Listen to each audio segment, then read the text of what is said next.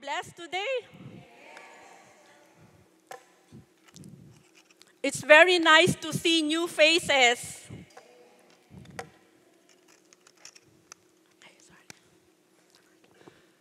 Can you tap the shoulder of the person next to you and tell them, I'm glad you are here.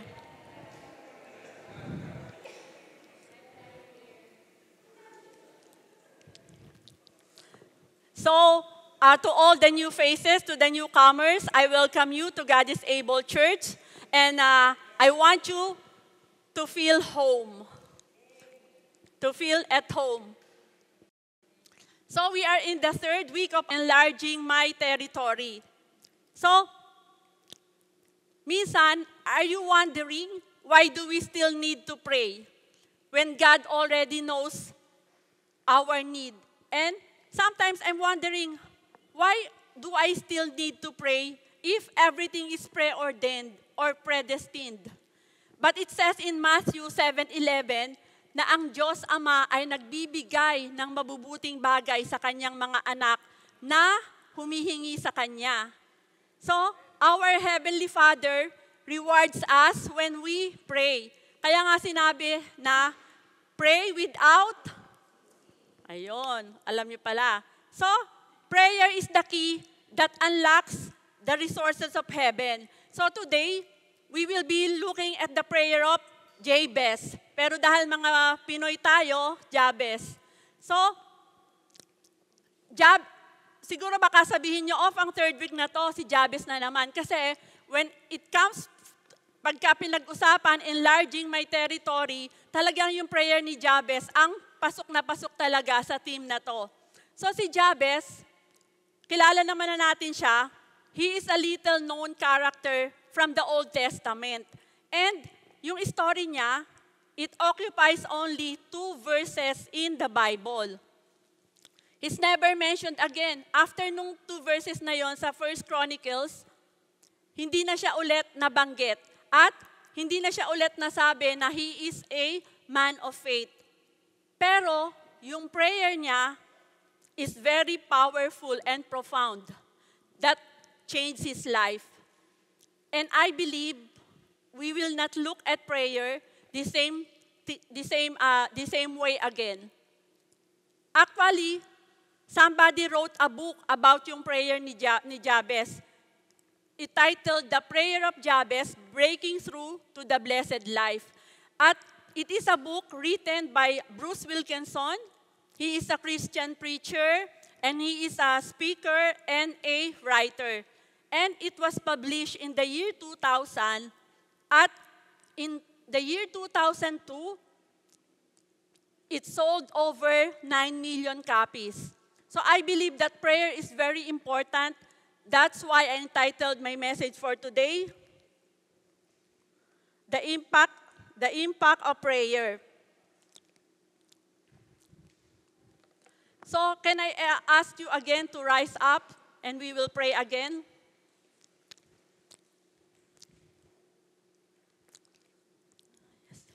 Father God, thank you, Lord, for this opportunity, Lord, that I could share your word. Father God, your word is very powerful, Panginoon.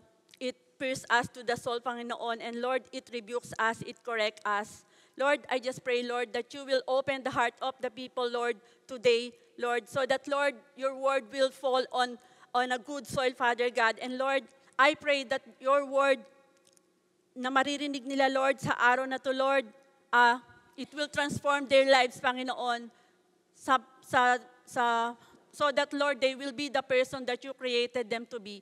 Father God, you have a lot of things, Lord. You have a lot of plans for our life, Panginoon. But, Lord, may we just know who we are in you, Panginoon. And, Lord, may we just know, Panginoon, that you love us so much, Lord, that you gave your only Son, Panginoon, so that, Lord, we cannot be, Panginoon, talunan sa buhay na to, Lord, so that we could be victorious. Father God, I ask the Holy Spirit, Lord, to sit next to us, Panginoon, and Lord, to open our eyes, Panginoon, to the truth, Panginoon, kung ano ang revelation mo sa araw na to.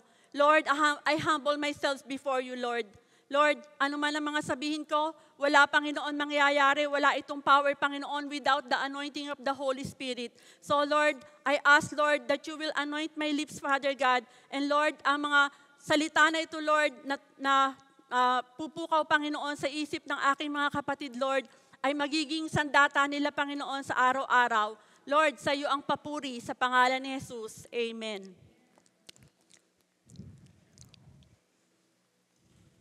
So, the prayer of Jabez. Jabez was more honorable than his brothers. His mother named him Jabez, saying, I gave birth to him in pain. Jabez cried out to the God of Israel, oh, that you would bless me and enlarge my territory. Your hand be with me and keep me from harm so that I will be free from pain. And God granted his request. So if we will be reading through the Bible, yung first 9 chapters of the First Chronicles, I don't know if you read it already. In all honesty, masasabi natin it's pretty boring kasi biruin nyo 9 chapters of list of names na hindi naman natin mga kilala yung iba, di ba? Pero into this long list of names, the chronicler once or twice, kumbaga in-insert niya yung something inspiring. Yun nga ang story ni Jabez, yung character. So, the first time I heard, sige, Jabez na lang. The first time I heard Jabez, siguro ano pa lang ako noon, bata pa lang ako noon kasi lagi na talaga itong napapag-usapan sa church. So, the first time I heard the name Jabez, and its meaning, ang naisip ko, if ever I will ever have a son, I will never ever name him Jabez. Kasi di ba ang meaning is pain, misery, yung sorrow. I totally ignore na sinabi, he was more honorable than his brothers. Kasi ang laging nabibigyan ng DN is the meaning behind his name. So, sabi nga sa verse 9, he was more honorable than his brothers. Gusto niyo na istorya? Tayo-tayo nyo. So, there was this story about 2 brothers who were evil. So, these 2 brothers, they acquired a lots of money, lots and lots of money, wealth, by doing evil things in their small town. So, one of the brothers died, and the other brother, he went to the most respected pastor in their town. And take note itong magkapatid na to, hindi sila nagsisimba. And so the brother went to the pastor and said, I want you to do the funeral for my brother. And I will pay you $50,000. Ang laki, di ba? In one condition. You will say that my brother was a saint. So the pastor said, I cannot say that. I mean, everyone knows what your brother did. He did a lot of things, and you know that. So, the pastor was like in a moral dilemma na, gagawin ko ba to? Gagawin ko ba to? Pero $50,000, di ba? Na alam niya na napakalaking tulong sa ministry, yung $50,000. So, finally, he decided to do the funeral. So, in the funeral, he said that this guy was a guy who could have done better with his life. He did a lot of things no man will be proud of. He made money in an evil way. And the pastor said, but compared to his brother, he was a saint. Joke lang po yun. Gusto ko lang pong magising kayo. At syempre, di naman sasabihin ng pastor yun, di ba? Di ba sa funeral talagang yung all the good things that you have done, yun talaga ang sasabihin. So, tayo kaya, napipicture kaya natin kung ano yung eulogy. Eulogy ba tawag doon? Eulogy na masasabi kaya natin na nabuhay tayo, na may takot sa Diyos, or na ipamuhay kaya natin yung buhay natin.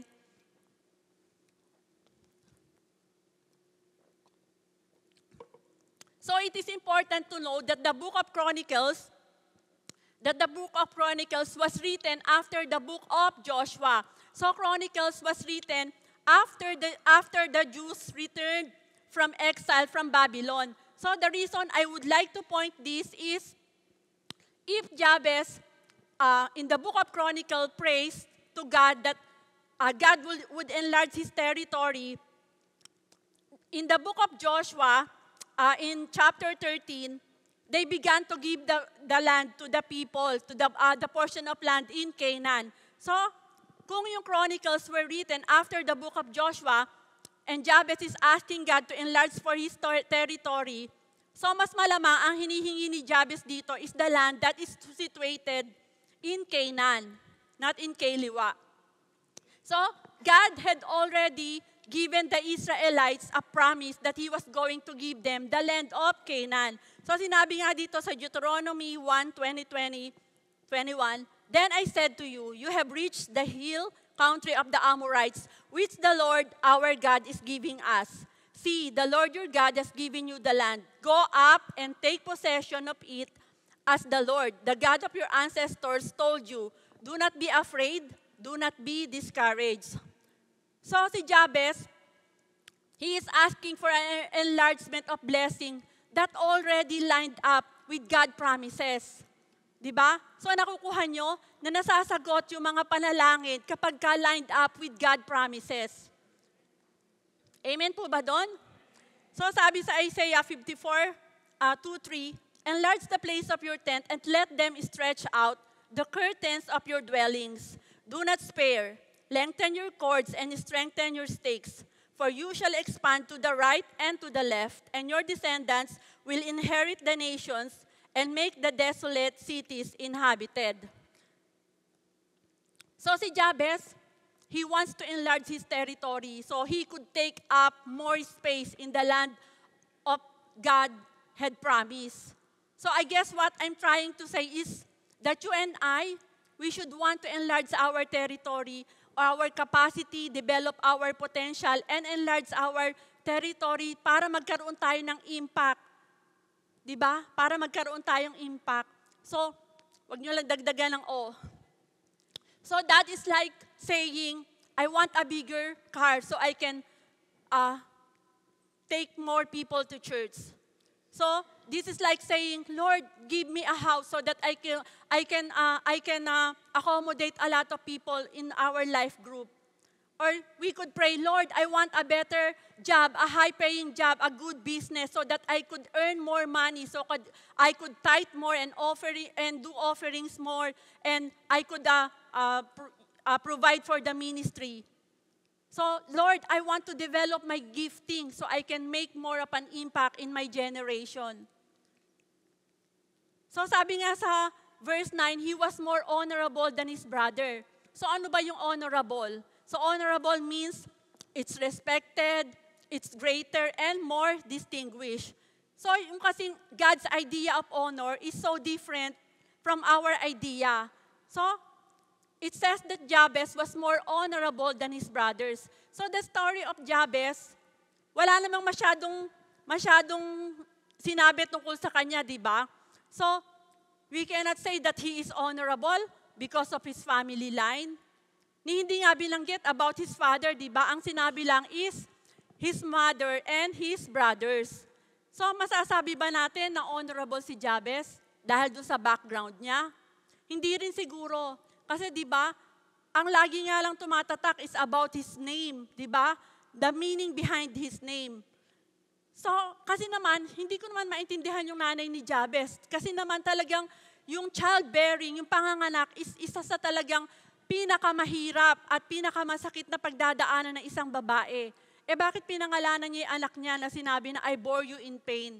So, hindi ko malaman kung yung bang labor niya pinag-uusapan. Hindi natin alam kung pang ilan siya. Ewan ko kung alam nyo. So, hindi ko alam kung pang ilan siya na sinabing, "Sobra akong nahirapan, sobrang pain ang dinanas ko."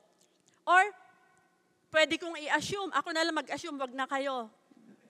Pwede kong i-assume na baka naman iniwan siya nung tatay niya habang nagdadalang tao yung nanay niya. So, pero eto naging honorable si Jabez kasi he realized na he can only call out to God. Na kay Lord lang siya pwedeng tumawag. At si Lord lang ang pwedeng mag-iba sa sitwasyon niya. Na kapag hindi siya tumawag kay Lord, His name, which means pain and sorrow, will come to life. So, Jabez became honorable because he didn't let the meaning of his name become his destiny. So to enlarge your territory, it is important to know who you are. So sabi sa Isaiah 43:1, "Fear not, for I have redeemed you. I have called you by name. You are mine." So tulad ng example ni Pastora Franz last time, God calls us by name, not by group label. So knowing who you are, napakalaking bagay noon. It is very important than knowing where you are going to be or what you can do. Because God is a creator. I think He has quite a say to you about who you are. And who you truly are, it carries within you the revelation, di ba, of who you are. We cannot afford to doubt our God dun sa mga God-assigned and unique destiny natin. Kung pagdududahan natin yung mga ibinigay sa atin ni Lord na bakit ito lang ako, bakit ganito lang ako. So, hindi natin siya kilala, di ba? We will always live in fear na kaya ko bang gawin to? Kaya ko ba talagang mag-disciple? Kaya ko ba talagang mag-one-on-one? So I want you to know that you are uniquely loved and you are unique expressions of God's love to others. So kapag nalaman natin who we are, dun pa lang natin magagawa yung mga plano ni Lord sa buhay natin. Minsan kasi, we are so confused. Yung paano natin mai-enlarge yung territory natin. Actually, when talking about territory, I could say our territory is ourselves. Itong katawan na to, itong templo ng Diyos na to. Kasi di ba, kahit gaano kaliit yung place natin, alam mo, nangungupahan lang tayo, o some of here, may mga bahay na sila, di ba nililinis natin yan, inaayos natin, ini-improve natin. So in times of great confusion, sabi sa Hebrews 12:2, "Look unto Jesus, the author and finisher of our faith."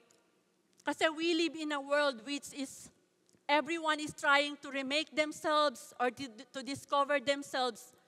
But the Lord, our God, is finishing what He has authored.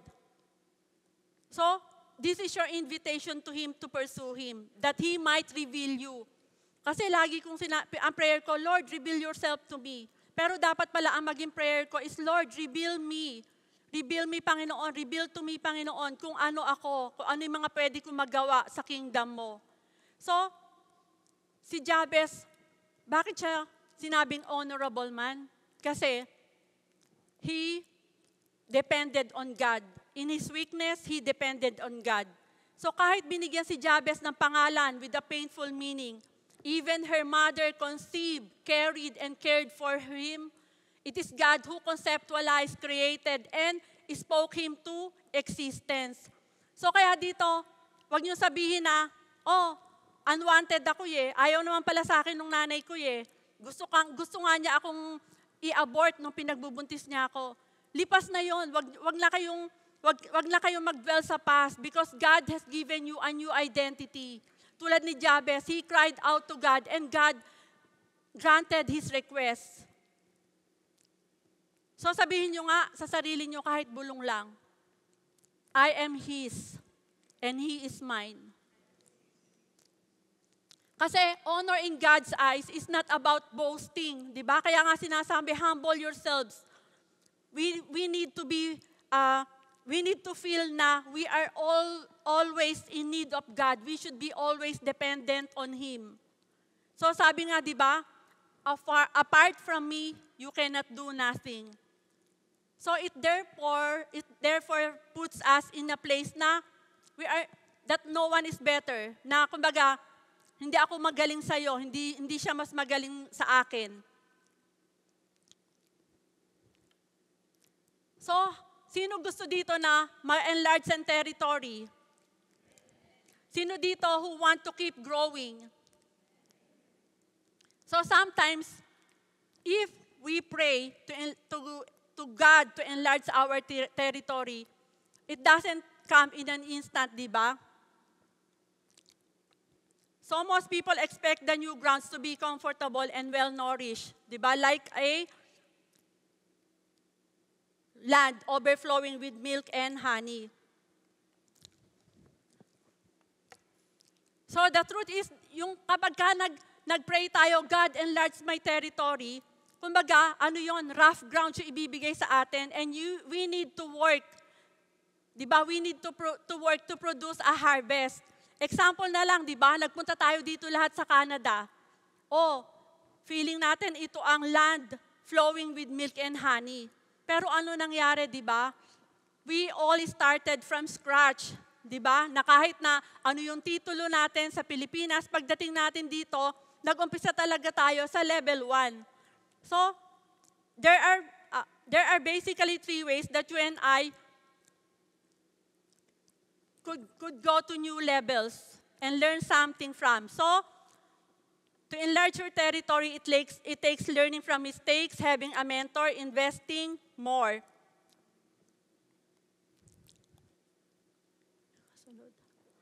So it says in James 3:2, indeed, we all make many mistakes, for if we could control our tongues, we would be perfect and could also control ourselves in every other way.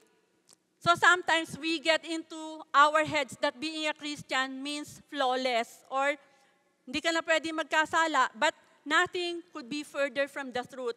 So part of being a Christian is we are in progress.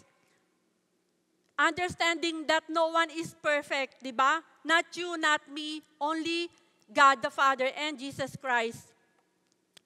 So sabi nga ni Paul, for there is no difference, for all have sinned and fall short of the glory of God.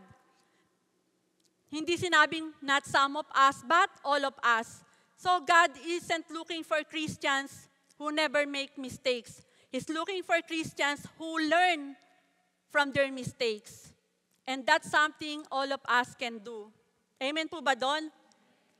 So, learning from mistakes requires effort. But here's the thing. Hindi naman tayo laging automatically na natututo sa mga pagkakamali natin, di ba? Kasi sabi nga dito ni Solomon, as a dog returned to his own vomit, so a fool repeat his foolishness. Napaka-graphic nung image na yun daw isinuka na kahit umaga pa lang, yun daw isinuka na nung dog, kinakain niya ulit. So napaka-graphic ng pagkaka-describe dito. So 3 steps to learn from mistake. Call a spade a spade. Hindi ito yung spade na baraha. Baka sabihin nyo, ano ba naman yung preacher na yan, pati yung baraha sinasabi. So mistakes, is an easy word to hide behind. But most of us, a mistake is, yung mga mistake na yan, mga bad decision lang yan na nagawa natin. Kasi nga sinabi, di ba, everything is permissible, but not everything is beneficial. We can make our choices. Alam natin yan. But we cannot choose the consequences ng mga choices natin. So, kapag nagkamali tayo, own up to your mistakes. Nagkamali ka, aminin mo, humingi ka ng tawad kay Lord, at wag mo nang ulitin. So, if we want to learn from our mistakes, we need to be honest with ourselves. Maging honest tayo sa sarili natin. Kasi dapat instead of saying, this was a bad decision that I made. Yun ang dapat natin sabihin natin na, instead of saying, this was a bad decision, sabihin mo, this was a bad decision that I made.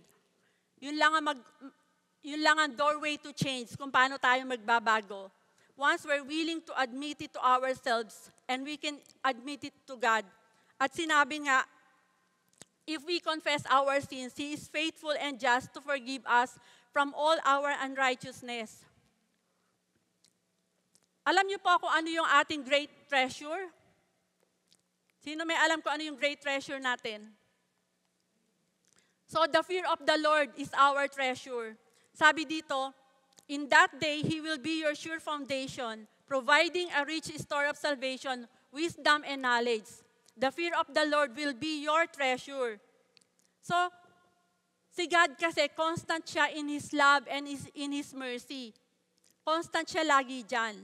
So, kapag nagkamali tayo, I think the fear of the Lord is our great treasure. Kasi, kapag you fear the Lord, lalayo ka na sa mga bagay na makakasakit sa puso niya, di ba? Sabi dito sa Psalms 103:17-18, "But the love of the Lord remains forever with those who fear Him. His salvation extends to the children's children of those who are faithful to His covenant, of those who obey His commandments." So God is not looking for perfection because outside of Christ, there are no sinless people. But He is looking for people who will fear Him. And one way to fear the Lord is to depart from evil. Amen po ba doon? It says in Proverbs 3:7-8, "For wisdom comes when you adore Him with undivided devotion and avoid everything that is wrong. Then you will have healing for your body and strength for your bones." Napakasarap basahin ng mga salita ng Diyos because there are promises. It says, then you will have healing for your body and strength for your bones. So when we look to Jesus, when we really fall in love with Him, we will turn from everything that is evil and wrong. Kasi, di ba, pag mahal mo, ayaw mong masaktan. Sino dito sinasaktan yung mga mahal nila?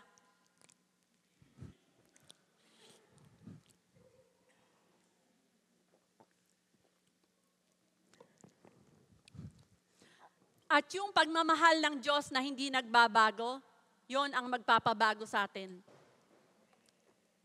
Amen po ba? So sabi ni Oscar Chambers, the remarkable thing about God is that when you fear God, you fear nothing else. Whereas if you do not fear God, you fear everything else. In short, those who fear God has nothing to fear. Takot na takot ako mag one-on-one. Takot na takot ako mag one-on-one. Eh, hindi ba tayo natatakot kay Lord, di ba? Binigyan tayo ng greatest commission. Sabi nga, God does not give us the spirit of fear and timidity, but a sound mind, di ba? So, andain nating story sa Bible, di ba? Worst people na in the Bible, they made mistakes and make a great impact when they come back. Bakit? Kasi yung stories nila, it doesn't end there. It doesn't end with this mistake. It finished with their comeback. So you might feel defeated right now, but your story isn't over yet kasi buhay ka pa, di ba? At may Diyos ka na tutulong sa'yo. Sabihin nyo nga, victory is coming. So another thing, to learn from your mistakes, identify your triggers. So alamin mo, ano ba yung pinagmumula ng mga inis mo or galit mo. Minsan kasi, di ba, yung maliit na bagay lang, nagkakaroon ka na talaga ng pagkakamali eh. So, do you know that it says in John 8:36, "So if the Son sets you free, you are free indeed." So you have to realize what God saved you from and what God saved you to. He saved you from eternal damnation, and He saved you to be like Him. So, I need to be free from me so that I could be free from you. Kapag naintindihan ko yung pagmamahal ni Lord sa akin, it doesn't matter how people will treat me. Kasi di ba, sa araw-araw na lang, we are battling every day. So, if I will see, may kasamahan tayo sa trabaho. If I will see the people in front of me as God-created being, and I know that He has the potential, di ba? Doon pa lang sasabihin ko na anak siya ng Diyos. Anak siya ng Diyos. Hindi ko na siya hahayaan na maapektuhan ako, na kumbaga, yung ginagawa niya is right now, hindi tama, pero in the future, when he knows God, mauumpisang makorek yung mga yan. So, I need to be free from me so that I could be free from you. The way you treat me doesn't define my joy. And the way you treat me doesn't steal my joy. Ganun na ang ano ko ngayon. Ganun na ang panuntunan ko ngayon. Kasi ang sarap na nagbabasa ng mga words ni God na pinalaya na pala niya tayo. Sabihin nyo nga, freedom. So,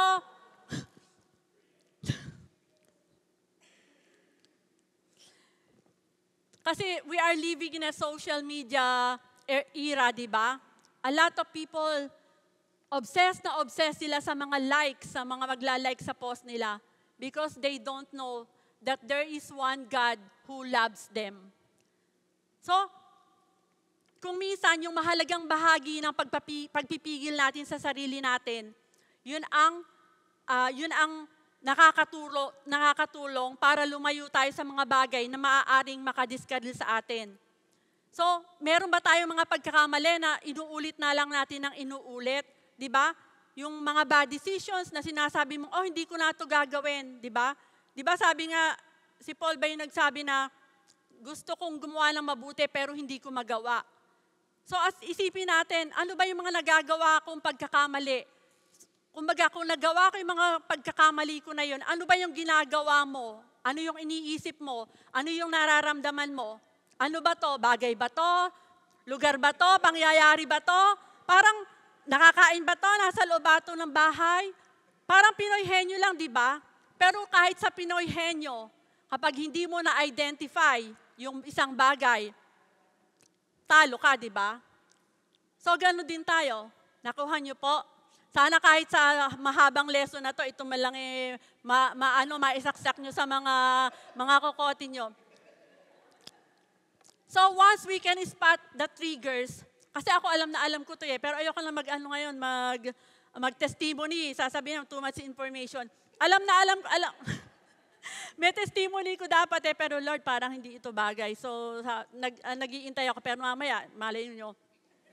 So, sabi nga dito, Matthew 18:8-9, if your hand causes you to sin, cut it off and cast it from you. And if your eye causes you to sin, pluck it out and cast it from you. It is better for you to enter into life with one eye rather than having two eyes, to be cast into hell. Pag binasa mo itong passage na to, this passage is not about removing body parts. It's about removing sin. Kasi kung itong passage na to about removing body parts, putol-putol na lahat tayo. Wala na tayong mga dila. Yung mga kamay natin, wala yung mata natin, wala na lahat. So si Satan, he knows our triggers and he'll expose them to us every chance he gets. So, yung kakayanan natin na magsabi ng no at mag-resist dun sa mga triggers na yan, yun ay importante. Pero yung wisdom na ma-identify and ma-avoid natin yan whenever possible is mahalaga din. So, learn from others' mistakes. Sabi sa 1 Corinthians 10:11-12, these things happened to them as examples for us. So they were written down to warn us who live at the end of the age. If you think you are standing strong, be careful not to fall. So, to put it another way, kung pipiliin natin na matuto lang tayo sa mga sarili nating mga pagkakamali, we're in for a rough ride. Kasi pwede naman tayo matuto sa pagkakamali ng iba, di ba? So the Bible is full of mistakes, di ba? And lessons. Doon sa mga buhay ng mga taong nasulat doon, who came before us. So kahit na ano na yung laki ng pinagbago ng mundo, even in the last few thousand years, yung human nature has stayed pretty much the same. So, di ba, new clothes, new toys, new buildings, new gadgets, but still the same old human beings doing same old human things. So, ibig sabihin, yung mga story sa Bible, hindi lang siya nasulat para masulat, kundi magsilbing warning sa atin. So, sabi nga sa Ecclesiastes, there's nothing new under the sun. Paulit-ulit lang yung mga nangyayari. Kaya dapat, matuto tayo. Pero ito, ang sabi ng Biblia, a righteous man may fall 7 times and rise again. So, keep on getting up and keep moving forward. Sino dito yung mga hindi pa natututo sa mga mistakes nila?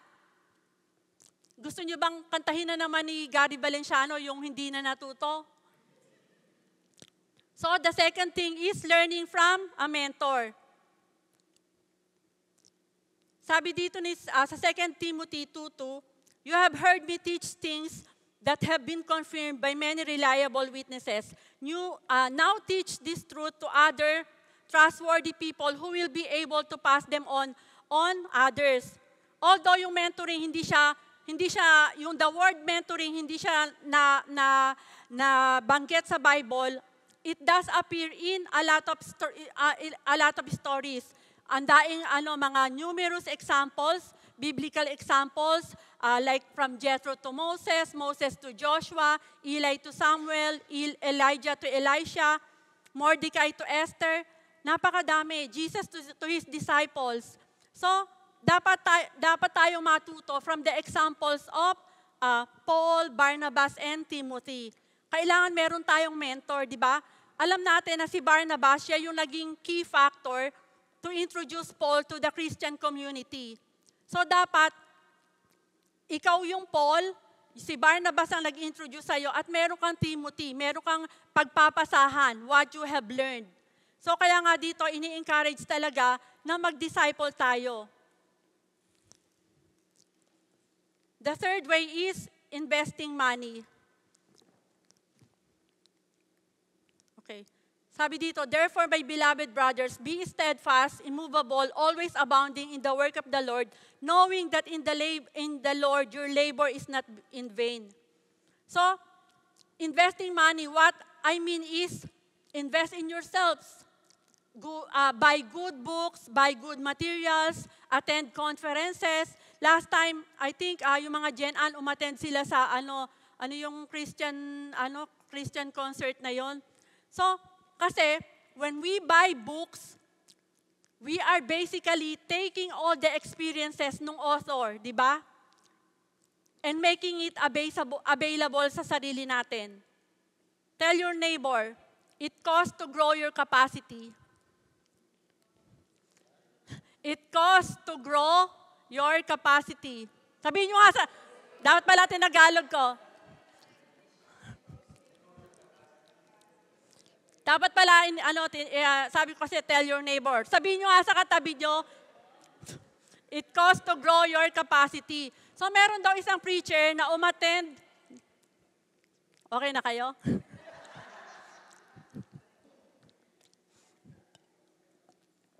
So meron daw isang preacher na umattend ng conference kasama yung friend niya. Siyempre, after the conference, may mga merchandise na ibinebenta, yun yung mga book. So, yung preacher, bumibili na siya, nung tapos na yung conference, bumibili siya ng mga book. So, yung binibili niyang book, umabot siya sa 1,000. Ang sabi nung friend niya, that is a lot of money. Do you think this material is worth that? Sabi nung preacher doon sa sa kasama niyang kaibigan, I don't know if the material is worth it, but I am. So sometimes the hardest thing for us to do is to invest in who we want to become. So, walang pwedeng makagawa na ma-improve natin yung mga sarili natin. No one is going to do it for us, di ba? Even our relationship with God, we need to do it for yourself, di ba? Hindi ka sasabihin na, kasi nga born again yung nanay ko. Born again yung kapatid ko. Born again yung tatay ko. Ikaw.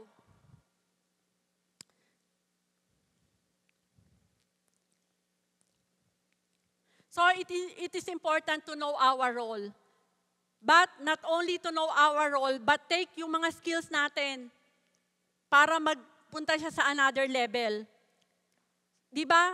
Sa secular, sa mga sabihin natin sa mga sports, sa mga basketball team, we all know that as a player get better, the team gets better. So kung lahat tayo mag-i-improve yung sarili natin, this ministry will be very, very, it could move forward kung saan natin gustong idala yung mga sarili natin.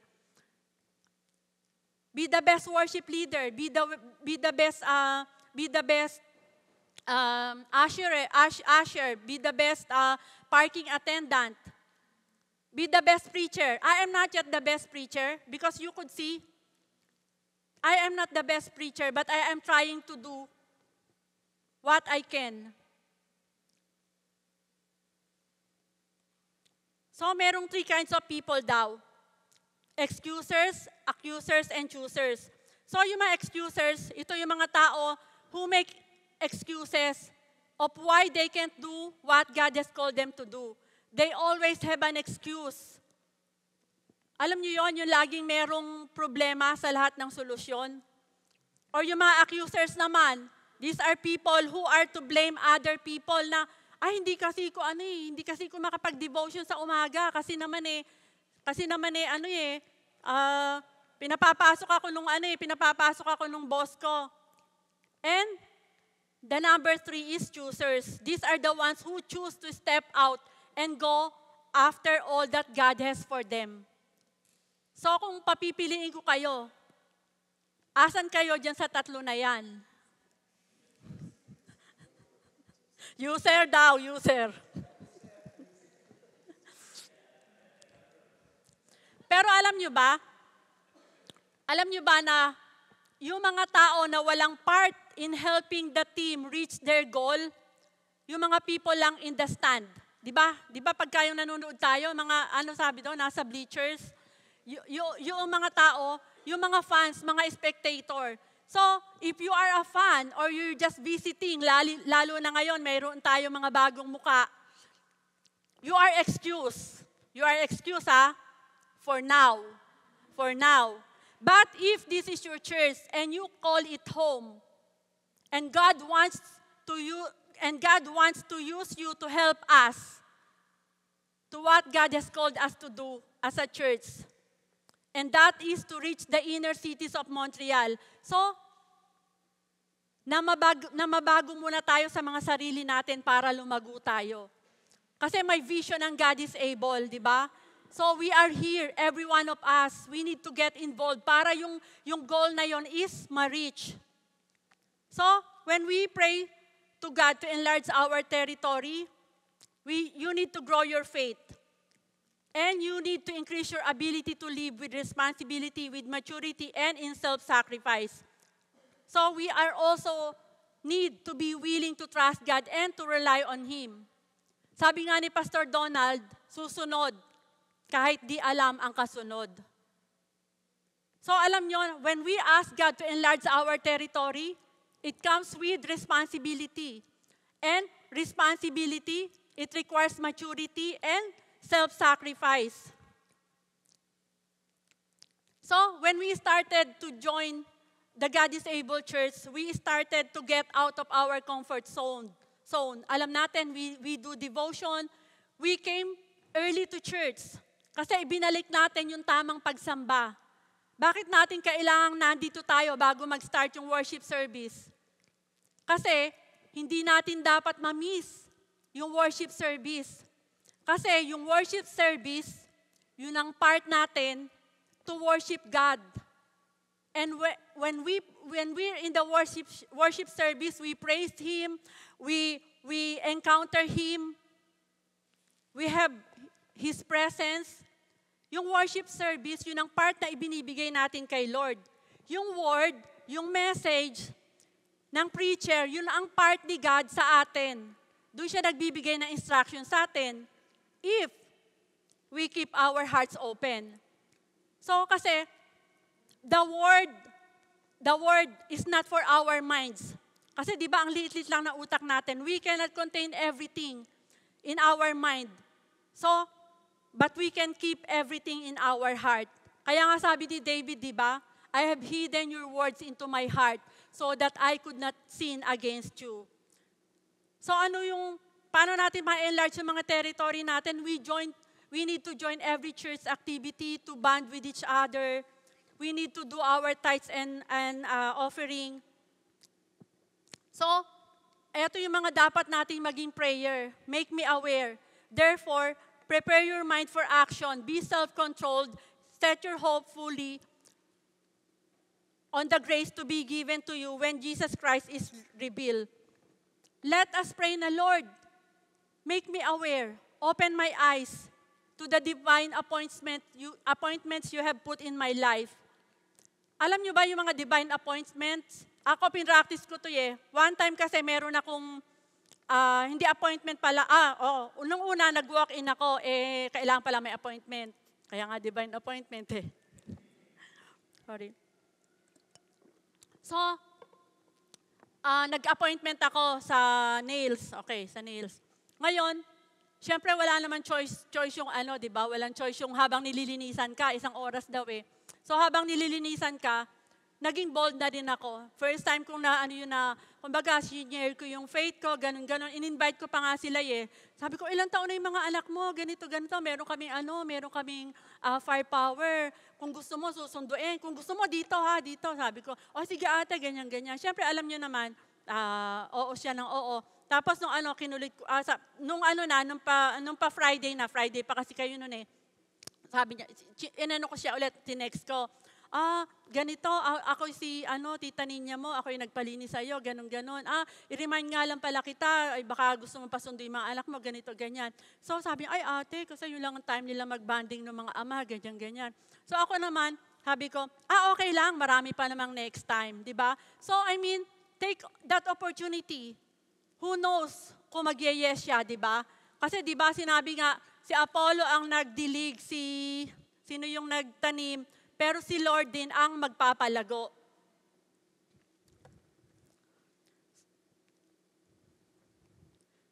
Sabi dito, but how can people call for help if they don't know who to trust? And how can they know who to trust if they haven't heard of the one who can be trusted? And how can they hear if nobody tells them? Dapat talaga,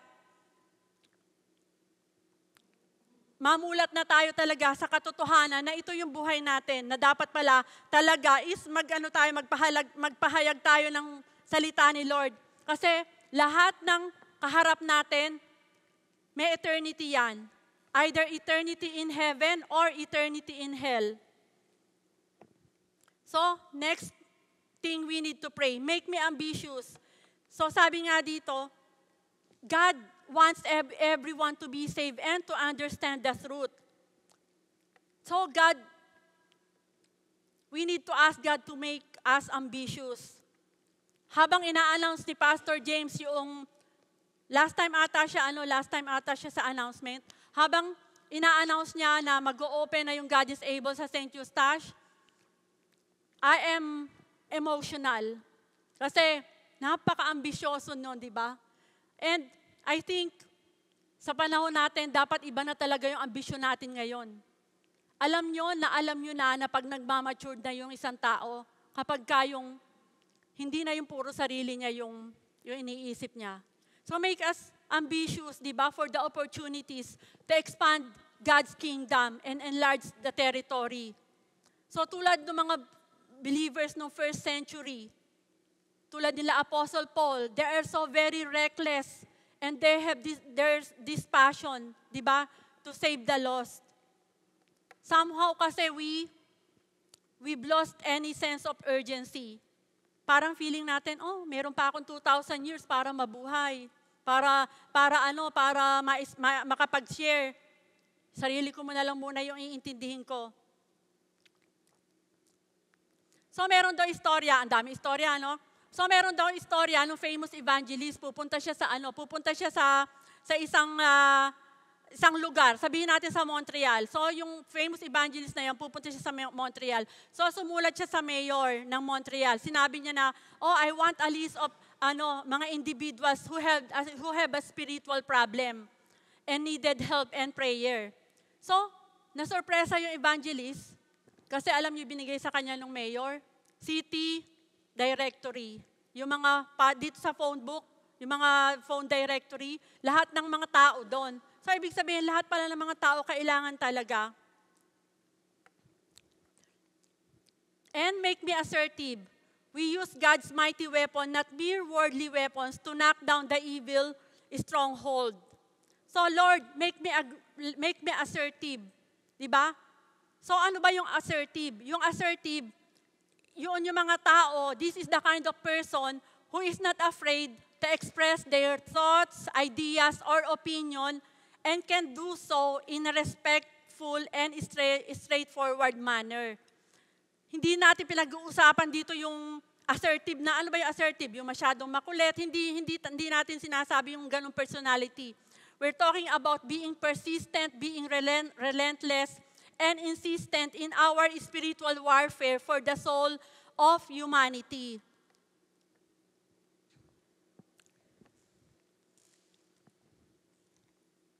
Make me available. So let us pray, Lord, make me available for what you have in mind.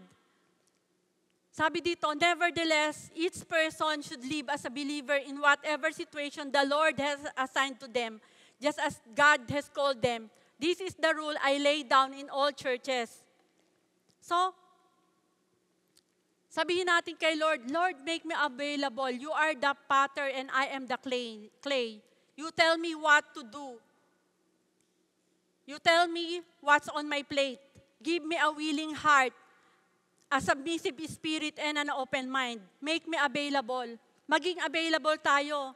Hindi ni Lord hinihingi na maging super gifted tayo or maging napakahusay. Sabi nga, when God calls you, He will equip you along the way. He doesn't call the equip. He equips those He calls. So example, while I was preparing for this preaching, make me available, isa lang ang example, si Pastor Arnold ng God is Able Moncton. Kung iisipin, he is not equipped. He didn't go to Bible school. He didn't wait before anything else is set in place. Wala siyang formal training. He just make himself available. Alam niyo kung ano lang yung meron siya? I think, kung pinag-aralan ko yung journey niya, 2 years na sila, no? Kung pinag-aralan ko lang yung journey niya, kung ano yung meron siya, alam niyo kung ano yung meron siya. Just an encounter with Jesus and a conviction on what has to happen. And when God calls him, He equip him. Hindi siya hindi siya, tawag dito sa theology, yung mahusay sa verses, hindi siya ganun, pero yung puso niya laging available. Di ba? So, paano kung magpe-pray tayo, pero hindi naman tayo available? Lord, bigyan mo ako i-disciple. Pero nung nag-oo yung i-disciple mo, ikaw naman ang lagi hindi available. So, let's be honest, we are the most over-informed people on the face of the earth, itong generation natin. We take information at an outstanding rate, di ba? We have Google, we have Netflix, we have YouTube, we have podcasts, we have Spotify, napakadami. We are bombarded with constant information, di ba? Di ba mga sa email, magsusubscribe ka sa mga newsletter ng mga Christian churches, mga preacher, nagsusubscribe ako doon and they email me every day. Pero ito pala yung masakit. We have what is commonly known as law information to action ratio. Na yung mga amount of action that we take based on the information that we have is surprisingly, alarmingly low.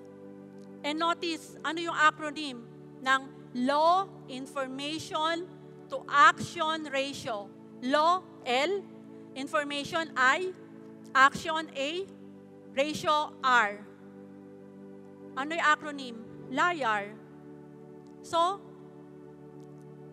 kapag ganun, we make ourselves to be exactly that with how busy and over-informed we are. We are so busy and over-informed, and yet we don't take action. So can I ask all of you to stand up now and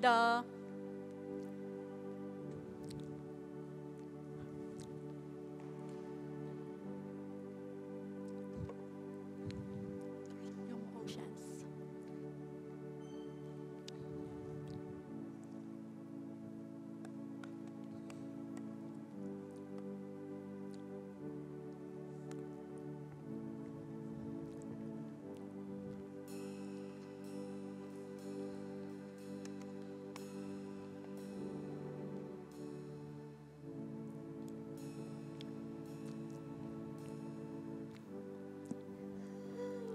Can we sing this as a prayer? And keep my eyes above the waves. When oceans rise, my soul will rest in your embrace. For I am yours, and you are mine. And I will call upon your name and keep my eyes above the waves. When oceans rise, my soul will rest in your embrace. For I am yours, you are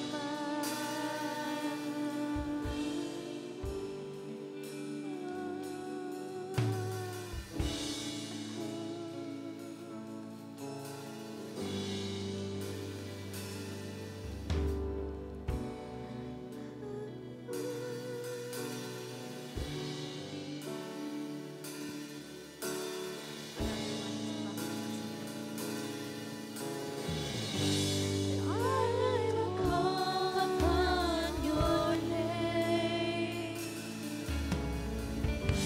and keep my eyes above the waves. When oceans rise, my soul will rest in your embrace. For I am yours, and I will call upon your name. Keep my eyes above the waves. When oceans rise, my soul will rest in your embrace. For I am yours, and I will call upon your name. And keep my eyes above the waves. When oceans rise, my soul will rest in your embrace. For I am yours, and I will call upon your name. And keep my eyes above the waves. When oceans rise, my soul will rest in your embrace. For I am yours, and you are mine.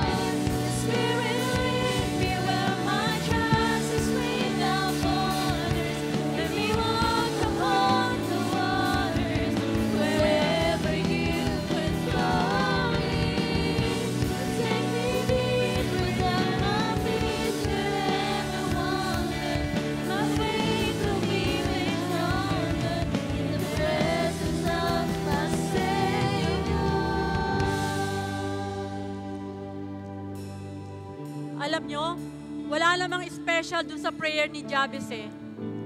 Kung iisipin nga natin, yung prayer niya, it's a self-centered prayer. Because in that 2 verse, it says, the word me, my, I, and me. Kung i-compare natin yung prayer ni Jabez to the Lord's Prayer, yung prayer ni Jabez, self-centered prayer. Yung prayer ni Lord is God-centered. But the beautiful thing about the story of Jabez, about his prayer, is we could cry out to the same God of grace that Jabez cried out to. And hindi ko alam kung ano yung sitwasyon nyo ngayon. Cry out to God. Because He is the only one who could help you. Hindi tayo tinubos ni Lord para lang mabuhay tayo nang lagi na lang tayong natatalo sa mga kasalanan. When we accepted Jesus as our Lord and Savior, nakalimutan natin. Kasi yung iba, they just incorporate Jesus in their lives. They just accepted Jesus as their Savior. Pero hindi nila ginawang Lord. So right now, I want you to pray to God of grace, whom Jabez cried out to. And I know God will grant your request. Same thing as He grant Jabez's prayer. Don't mind the person behind you or the person next to you. Cry out to God in prayer right now. Cry out to God in prayer right now. Have this moment of intimacy. Have this moment of quietness between God and you.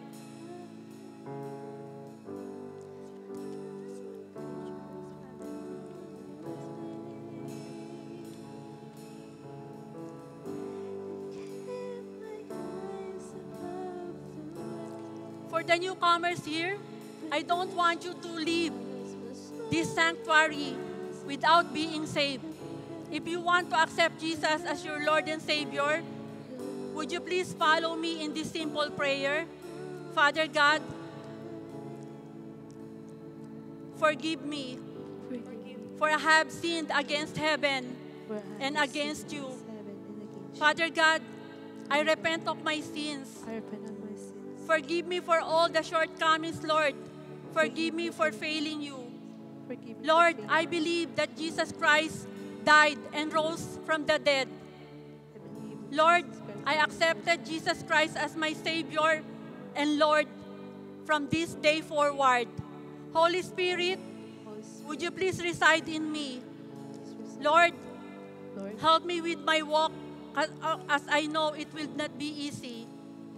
I pray that you would write my name in the book of life.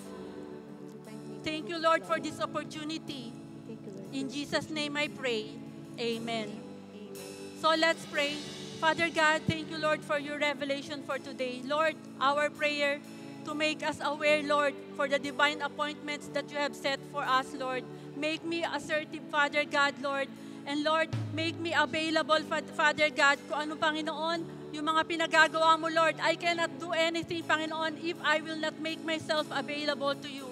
Lord, you have called this church, Panginoon, God is able church, Panginoon, to further your kingdom. Lord, I ask that you lead people, Lord, here, Father God, so that, Lord, we could continue, Lord, in furthering your kingdom, Lord. Stir in us, Lord, the spirit of urgency. Stir in us, Lord, Panginoon, to be righteous in your eyes, Lord. Lord, may we know who we are, Father God, Lord, that you have chosen us, that you have created us, Lord, even before the foundation of the earth. Lord, thank you that you delight in us, Father God. Thank you, Lord, that we belong to you and we can call you mine. And Lord, we are yours, Father. Lord, thank you, Lord, that in this simple message, Father God, I know, Lord, that you have spoken to each and one of us, Father God. And I pray, Lord, that these words fall on the good soil, Father God. And Lord, transform your people, Lord. Transform your sons and daughters from glory to glory so that, Lord, we could accomplish more of what you want us to do, Father God. Lord, make this church, Panginoon, sensitive to the needs of the people, Father God. May we pray for each other. May we build each other up, Father God. And may we be a source of encouragement, a source of hope, Father God, Lord, because you are our hope, Father God, our source of joy, Father God. Lord, thank you, Lord, that we are falling in love to you, Lord, every day of our lives, Panginoon. Thank you, Lord, for redeeming us, Lord. Not even sometimes, Lord, we feel, Lord, that we don't deserve anything. Your mercy and grace, Lord, supplies everything. Thank you, Lord, Father God. And Lord, thank you so much, Father God. And I speak blessing, Panginoon, sa mga anak niyo, Lord. Lord, that you will bless their hands, Father God, Lord, and make them a blessings, Panginoon. Kahit saan, Panginoon, sila tumapak, Lord. Father God, I pray, Panginoon, that we will be bold, Panginoon, in our workplace to share our faith, Panginoon. And Panginoon, mahiya nga kami, Panginoon, sa aming mga sarili, Lord, kung hindi namin ma-share, Panginoon, ang napakagandang balita mo, Panginoon. Panginoon, you want everyone, Lord, to be saved and none perish, Father God. Panginoon, gamitin mo kami as your hands and feet, Father God, so Lord, we could continue to be the salt and light, Panginoon. I know, Panginoon, you have chosen us, Lord, to be in such a time like this, Father God. Lord, salamat, Panginoon, for continuing, Lord, to be our Lord and Savior, Panginoon. Thank you, Lord, that our future is secured, Panginoon, because you hold our future in your hands. Father God, salamat, Panginoon, at walang hanggang papuri, pasasalamat at pagsamba sa nag-iisang Diyos na buhay. Sa pangalan ni Jesus, Amen and Amen.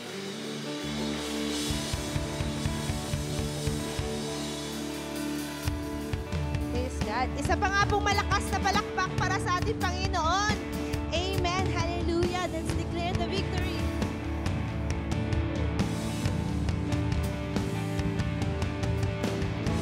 Come to you now in trust we pray.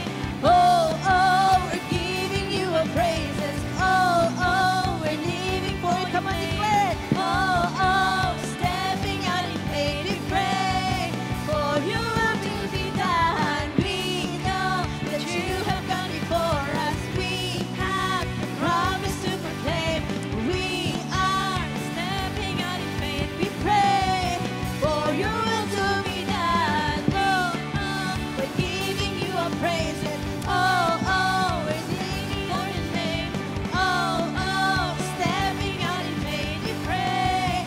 For your will to be done. We know that you have gone before us. We have powers to proclaim. We are stepping out in faith we pray. For your will to be done. So like that. For your will to be done. For your will to